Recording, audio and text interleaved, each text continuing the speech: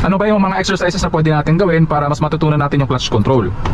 Maghanap kayo ng humps. Huwag naman yung sobrang umbok na humps or yung sobrang liit na humps. Yung humps na standard, yung tamang-tama lang, kagaya na lamang ng humps na to. Maganda yung mga humps sa mga ganitong klase ng subdivision kasi usually standard. Maghanap kayo ng humps sa patag na kalsada muna at dyan nyo itry yung clutch control. So una, magmamaneho muna tayo dyan sa humps na yan, paabante. Ayan, kita mo kung paano ko ino-operate yung clutch. At paatras din mga ka-fixit. So gagawin mo yan multiple times para mas matutunan mo yung clutch control na sinasabi ko. Ayan. Okay.